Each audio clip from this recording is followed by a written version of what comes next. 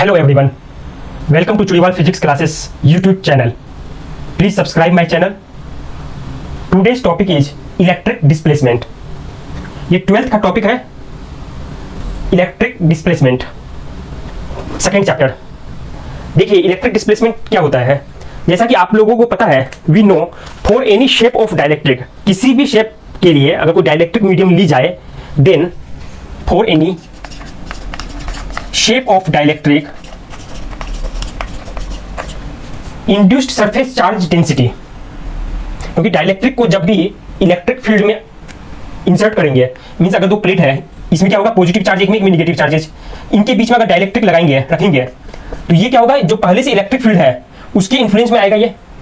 तो इस कंडीशन में जो surface polarised surface charge density जो डाइलेक्ट्रिक मीडियम में आएगी, ये ऐसा क्यों होगा, क्योंकि जब भी इसको एक्सटर्नल इलेक्ट्रिक फील्ड में रखेंगे, क्योंकि जब चार्ज है किसी प्लेट पर तो वहां इलेक्ट्रिक फील्ड होना ही है, और यहाँ पर पॉजिटिव चार्ज और यहाँ पर नेगेटिव चार्ज, तो ये positive charge acts as a source, negative charge as a sink. तो जब यहाँ पर इलेक्ट्रिक फील्ड आएगी, इलेक्ट्रिक फील्ड होगी 100%, और इस रीजन में जब डाइलेक्ट्रिक रखेंगे, then molecules of dielectric will be stressed. तो उसमें centre of negative charge and positive charge of the molecules will be separated. That's why वहां पर क्या होगा, इस कंडीशन में मतलब यहां पर और यहां पर normal to the electric field एक शीट आ जाएगी, चार्ज की शीट, वही ये शीट है सिग्मा पी. आप इसको इस तरह से भी समझ सकते हैं. एग्जांपल के लिए अगर मैं आपको बताऊं,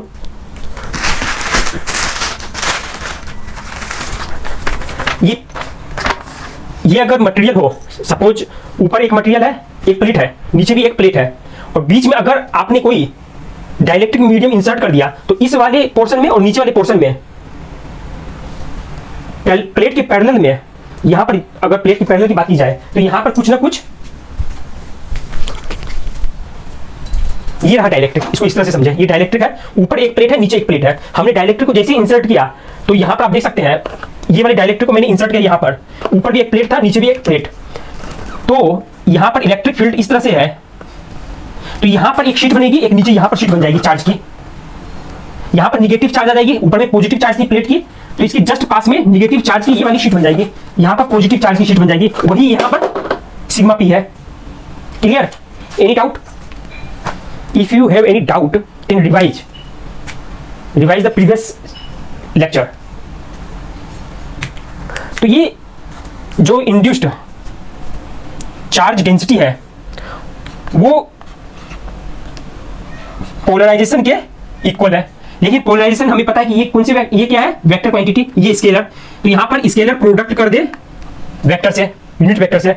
अब इस कंडीशन में आप देख सकते हैं यहां पर ये रिजल्ट है, for any shape of dielectric sigma p equal to polarisation and unit vector normal to the surface, दोनों की प्रोडक्ट, स्केलर प्रोडक्ट. ये तो है स्केलर, ये है वेक्टर, ये भी हो गया वेक्टर. इसको कह सकते हैं इंड्यूस्ड चार्ज डेंसिटी,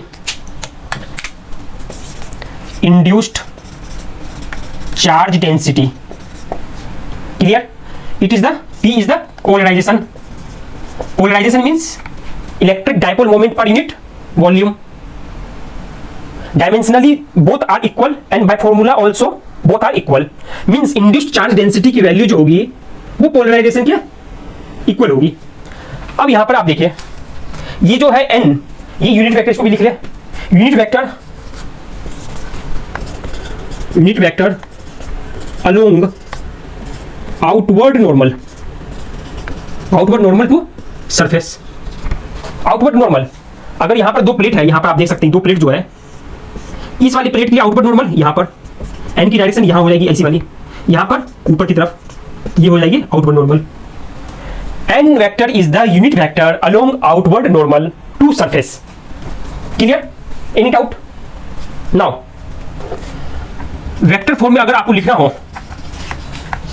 पहले तो आपको यहां पर मैं बता रहा हूं आपको, you know that electric field in between the plate equal to sigma divided by epsilon naught. When dielectric was absent, when dielectric is present, then simply subtract here by sigma p. Sigma p is the induced charge density. If you want to write this in vector form, because electric field is vector quantity, then simply write here this right hand side is scalar, charge density is scalar, charge density is scalar quantity, but electric field is a vector quantity. Here also charge density, induced charge density is scalar, but here this one is vector and this one is vector. Likewise, electric field is vector, but I have to change it into scalar. That's why scalar product by any unit vector, यहाँ पर n unit vector से आपने multiply कर दिया, then result will be scalar simply as E electric field strength at a point equal to sigma minus sigma p divided by epsilon naught. And sigma p ये आपने ये पहले पता आपको, it is the result, we already know that sigma p equal to p and n, p multiplied by n. Simply change sigma p by p dot product with n vector. Solve it. Find sigma. Sigma equal to plus p n vector. Take it as a common n vector. This is the result. This quantity is called electric displacement. Electric displacement, because there is some displacement in electric field E by the value of P. P is the polarization vector. It is denoted by D.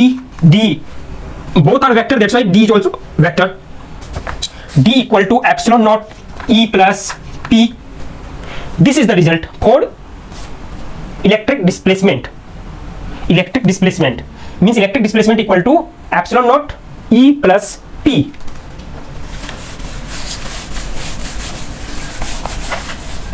Now see, for dielectric, D dot n equal to D dot n equal to sigma for dielectric, and we know that this is result for dielectric. It means that magnitude, what is the magnitude of this sigma? Because this one is the unit vector, magnitude of unit vector is 1. Electric displacement, the magnitude of electric displacement equal to charge density, and we already know that electric field for dielectric inserted medium will be sigma minus sigma p divided by epsilon naught. Equation 1 and equation 2. It means that D divided by E equal to sigma divided by sigma minus sigma p divided by epsilon naught equal to sigma epsilon naught sigma minus sigma p. Now simple logic, this denominator term will be less than sigma, and we have to divide sigma by the term less than sigma. It means that sigma divided by sigma minus sigma p will be greater than 1, and we know that this value will be equal to dielectric constant K, because K is also greater than 1. Then we can write that D by E equal to K epsilon naught. K epsilon naught.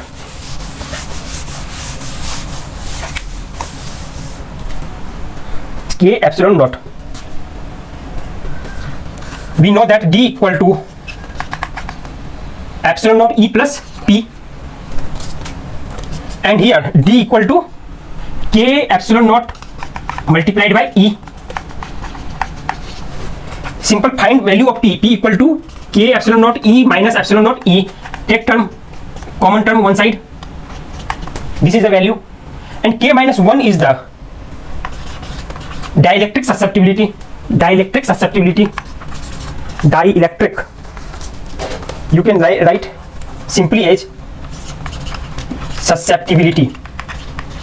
That's why polarization P equal to chi E, susceptibility multiplied by epsilon naught E. Actually P is the vector quantity, that's why put here bar, and electric field is also vector quantity.